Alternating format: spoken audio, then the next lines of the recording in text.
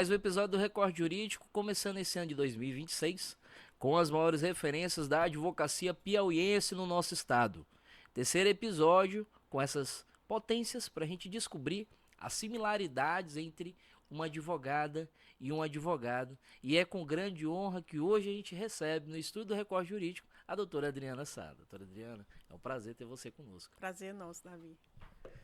Doutora Adriana, eu queria para começar esse nosso episódio, para os nossos ouvintes que estão nos escutando, falar um pouco sobre a sua carreira. Eu queria que você falasse sobre você. Eu sei que é difícil a gente falar sobre nossas qualidades, mas os cargos que você ocupou e os anos de advocacia e o que é que você viu de mudança na nossa profissão durante esse período. Fica à Sim. vontade. Bom, primeiro, Davi, agradeço pelo convite. Sempre uma grande oportunidade e um grande prazer estar conversando aqui no Recorte Jurídico, né? Você que já tem essa experiência com vários advogados, né? Enfim, sempre importante a gente conversar e falar sobre os desafios da advocacia moderna. Mas eu tenho 25 anos de advocacia, né? Comecei lá atrás, onde as coisas eram bem diferentes, né? E isso foi mudando ao longo do tempo, né? Eu pude perceber várias mudanças nesses 25 anos. Hoje é completamente diferente da advocacia que eu comecei. E quando a gente começa, todos nós começamos com grandes desafios, com algumas situações para se aperfeiçoar ainda, né? Saímos de uma faculdade com medo, né? De não ter o mercado não nos absorver ou da gente não realmente não dar aquilo que foi aprendido. Enfim, os desafios são por aí. De um advogado que inicia, mas também hoje, com 25 anos de advocacia, eu lhe digo que também existem outros desafios para que a gente possa fazer com que eles desapareçam da nossa profissão, né? Então, sempre a gente tem que se aperfeiçoar. Eu queria fazer uma pergunta que eu percebo que é uma qualidade de todos os advogados que passam por aqui, que são advogados de sucesso. Por que que todo advogado de sucesso, ele é político? Ele é uma pessoa benquista, é alguém que é agradável. Qual é a importância disso para que a advocacia se desenvolva? Na verdade, Davi, eu acredito que todas as profissões, a humanidade, ela tem que existir em qualquer profissão. E um advogado, ele não pode ser só técnico. Ele precisa ter, sim, a humanidade dentro do coração dele, né? A empatia com o cliente, se colocar no lugar do cliente e muitas vezes dá um até de psicólogo, né? Então, assim, às vezes, Imagino. quando o cliente chega, né, naquele problema grande, que a gente sabe que cada problema que entra no nosso escritório, ele também é nosso, né? Nós não podemos absorvê-lo e levar para nossa casa, mas enquanto estamos no escritório, ele é nosso. E essa humanidade, essa forma de realmente lidar com o problema do cliente é que faz com que o advogado seja, de certa forma, político, né? E tenha essa empatia e realmente consiga saber lidar com as situações melhor. A senhora falou sobre desafios da advocacia moderna. Vamos começar por aí.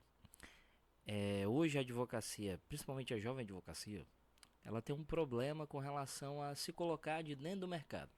Um mercado inchado, com muitos profissionais, por exemplo, Piauí está passando para mais de 24 mil advogados inscritos na ordem. Sim. O que, que a senhora considera que é o jovem advogado ele possa sair dessa bolha? Porque existe uma bolha de formulação de conteúdo que é um pouco mais do mesmo. O jovem advogado ele caiu muito na advocacia dos gurus, que é você Sim. produzir muito conteúdo, é você falar sobre aquele material, sobre um BPC Loas, por exemplo, né? É um advogado que sai de sunga da praia para poder fazer uma trend. Como é que a senhora encara é, essa mudança de paradigma para que o jovem advogado, principalmente, tenha maior maturidade e credibilidade na hora de oferecer um serviço e ter maior segurança? Isso, você falou a palavra certa, credibilidade. Nós podemos, hoje, na moderna advocacia, Davi, nós podemos sim usar nossa rede social e devemos usar nossa rede social, mas ela não pode passar em um patamar em que não nos dê credibilidade. Então, as minhas redes sociais, por exemplo, eu sou estritamente profissional nelas, não deixo de usá-las, mas não faço uma autopromoção. E não acredito que seja algo positivo as redes sociais de um advogado serem destinadas para uma autopromoção ou algo mais, digamos assim, coisas mais engraçadas. Por quê? Porque a gente tem um código de ética, onde a gente realmente precisa escrever bem aquela cartilha, né? E a credibilidade hoje é o nosso diferencial. Quando o advogado sai e passa desse patamar, onde ele não tem mais a credibilidade, então aí começam-se os grandes problemas. Então, nós podemos sim usar nossas redes sociais, nós podemos nos estabelecer como bons profissionais, mas fazendo sempre aquilo com o maior profissionalismo possível, porque quem vai nos contratar, ele não quer saber de dancinha, ele quer saber de realmente resolver o problema dele. E a gente só resolve o problema com técnica, com humanidade, realmente com os desafios que a nossa profissão realmente tem que cuidar, que você falou essa palavra, a credibilidade. A gente bate muito na tecla aqui no Recorte Jurídico sobre a advocacia 3.0. Ela está sendo sustentada em 3 pilares. Sim. Com relação a negócios, então o advogado hoje ele tem que saber muito sobre a gerência do seu escritório, o mundo empresarial, a relação à técnica e à comunicação. Principalmente essa comunicação ligada à tecnologia. Então são 3 pilares: tecnologia ligada à comunicação, a técnica do direito, você ter conhecimento do direito, e por terceiro, saber negociar, saber gerir o escritório. Vamos mastigar cada ponto. Qual é o diferencial? O que foi que deu um clique no seu escritório com relação, primeiro, a negócio? Como é que a senhora vê a importância do advogado se qualificar além do direito para, por exemplo, saber negociar, saber vender o produto? Porque ali a gente está lidando com um processo, a gente não pode nem mercantilizar a nossa profissão. Sim. Mas eu falo vender é solucionar um problema. Como é que a senhora vê a importância, primeiro, dessa parte business do negócio? Hoje, de forma moderna, o escritório ele virou realmente uma gestão, né? Onde nós não podemos lidar apenas com o processo em si. Existe uma equipe, né? Existem pessoas que realmente estão lá trabalhando, estagiários, advogados, o pessoal do administrativo. Então, de certa forma, é uma empresa, né? Uma empresa jurídica, mas é uma empresa. Perfeito. Então, as coisas precisam andar nesse patamar. E com o andar da carruagem, digamos assim, com as novas tecnologias, isso intensificou-se um pouco mais, né? A situação de existência de IAs, né, que realmente tem uma gestão do escritório, existem várias no Brasil, muito boas, que fazem essa gestão do escritório de advocacia. Então, a gente traz essas inovações para realmente melhorar o nosso rendimento dentro do escritório. Então, hoje é muito forte a questão do digital, mas o digital também dentro de uma gestão, não adianta a gente querer fazer algo apressadamente, né? E aí é um conselho que eu dou para quem está começando agora, não tenha pressa, não tenha pressa. As coisas acontecem, mas elas acontecem dentro do seu devido lugar, organizando, né? Organizacional, que já é um sistema de gestão que a gente tem no escritório. Então, é isso, Davi, é realmente trazer aquilo que é benéfico, as IAs que estão aí dispostas, né? Principalmente na gestão jurídica para o escritório, mas pensar na empresa, né? Nós somos um escritório, mas também precisamos agir com a cabeça de empresários, né? Porque nós gerimos pessoas. Eu quero que a senhora me conte agora, vamos dizer assim, um segredo, né? Quando foi que você, ao longo dessa caminhada, eu sei porque o trabalho do dia a dia, ele dá o retorno, né? Mas quando foi ao longo dessa caminhada, o ponto-chave que você diz, agora eu alcancei o que eu queria? O ponto-chave, acredito que foi em uma audiência bem sucedida, onde eu vi que ali eu tinha me transformado em uma boa advogada, né? Nós conseguimos um processo de 12 anos, né, que nós estávamos tentando resolver, e em uma audiência, e logo após a audiência, uma sentença que realmente foi aquilo que a gente escreveu, né, aquilo que a gente realmente imaginou que fosse dar certo. E nesse dia eu saí para comemorar e disse, realmente eu estou no lugar que eu desejo estar, realmente fazendo aquilo que eu desejo fazer e fazendo bem feito. Então, mas isso, Davi, foi estudo, preparo, noites em claras, né? Então, é o que eu digo, a gente não colhe nada sem trabalho, né? Sem esforço. As pessoas precisam entender que o que acontece na vida da gente, a gente tem sempre aquilo que plantou, né? Então, quando eu me vi nesse patamar, eu disse, realmente hoje eu me identifico como uma boa advogada, modéstia à parte, mas ainda com muito a aprender. A gente não cansa de estudar, a gente não cansa de aprender e o direito é muito vasto, né? Um mundo, a gente não Sim. sabe de tudo, né? A gente tenta sempre melhorar e estudar mais, mas ainda tem muitos desafios pela frente. Eu vejo que o advogado ele é multitarefa também, né? Sim, A gente falou aí sobre negócio, sobre tecnologia, sobre o próprio direito, que acaba sendo o pilar basilar da nossa carreira, mas eu queria que a senhora me dissesse, eu quero ficar bem claro assim para quem não está nos escutando agora, o que é o diferencial de fato para um advogado ter sucesso, mas não sucesso financeiro. sim, Eu falo, antes de tudo, o sucesso de ser reconhecido como um bom sim, profissional. sim. O que é que você dá de dica aí para quem está iniciando e está meio perdido? Porque nós estamos em janeiro, né? Então tem um ano Sim, todo pela frente. essa pergunta sua é muito interessante, Davi, muito importante também. Quem está começando sempre tem as mesmas perguntas, né? Para onde eu vou e onde eu vou chegar, Perfeito. né? A gente não sabe quais os caminhos que pode percorrer. E, como eu já disse, é não ter pressa. Não estar ansioso pelo que vai chegar, né? E eu tenho uma frase que eu gosto muito de usar, né? As oportunidades sempre aparecem para quem está preparado.